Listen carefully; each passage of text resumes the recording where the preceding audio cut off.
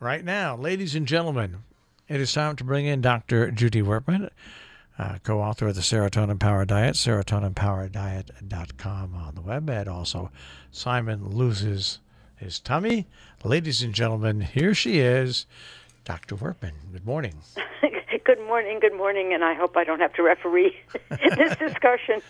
But I do agree with you, Jill, that it is important not only to wash your vegetables, but to wash your hands.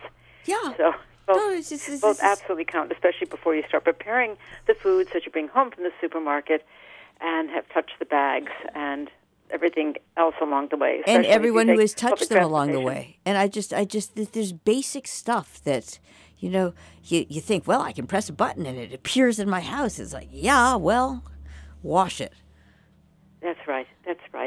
But, at least your mood is good while you're doing it. And this is sort of a rather awkward way of saying that. What I like to talk about is what happens when your mood might not be good and you're sort of annoyed and irritated at having to do this. And that's something that happens to many women before they reach menopause, and if they're not pregnant, from the time they're perhaps middle-aged teens until they could be 50 or 51 years old. And that's this pesky change in mood and appetite and sleep and fatigue called PMS, or premenstrual syndrome. It's something that many women never experience, and they look at other women and say, "What's wrong with you?" But there are many women who, if not every week, every month before they get their periods, go through even a half an afternoon or sometimes an entire week of really feeling that they're upside down or the world's upside down, that their perception of the world is totally skewed to what reality is, because the world looks really depressed, they're anxious, they're irritable, they're angry, they're confused, they have trouble paying attention, remembering things, they get tired, they're either sleeping too much or they're sleeping too little, and they're eating too much, and they're eating too much of the wrong foods, and if they've been on a diet, it's those days that the diet doesn't work, and this thing just won't go away until it does, and then it goes away when the woman starts menstruating, but 3 weeks later, it can come right back again. And it's especially bad in the dark days of winter. It may be related to seasonal affective disorder. It's certainly related to inactive serotonin. And there doesn't seem to be, unless you have a really, really severe case in which you are totally incapacitated, as you would be with a clinical depression, and then you take antidepressants, there really doesn't seem to be any cogent or coherent way of dealing with this, other than getting pregnant. Okay. Which is, you can't do that all the time. I want to just ask you this about antidepressants, because I don't think that it gets enough recognition.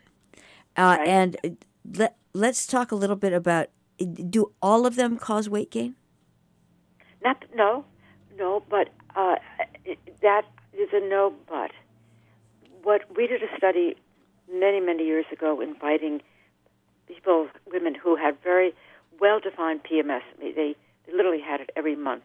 Not women, all women do this, but we had followed them for several months before we do the test, and before they did the study, and we found that every month for at least a week, they went through all of the typical symptoms of PMS that made them almost incapacitated to work, but they did manage to work. So we had an inpatient study center at MIT at the time, and they were invited to come and stay for 3 days, sometime at the beginning of their menstrual cycle, and then when they were premenstrual. And it could be done in either order. They didn't have to start at the beginning of the menstrual cycle. And they were allowed to do whatever they wanted. It was sort of like a relaxing 3 days for them.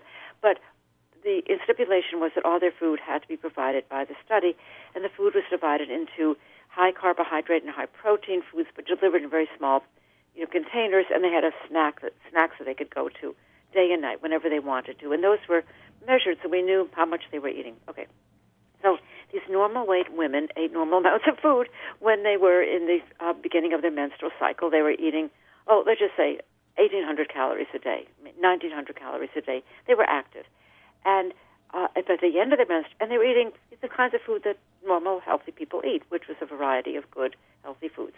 At the end of the menstrual cycle, when they were premenstrual, they increased their food intake per day by 1,100 calories.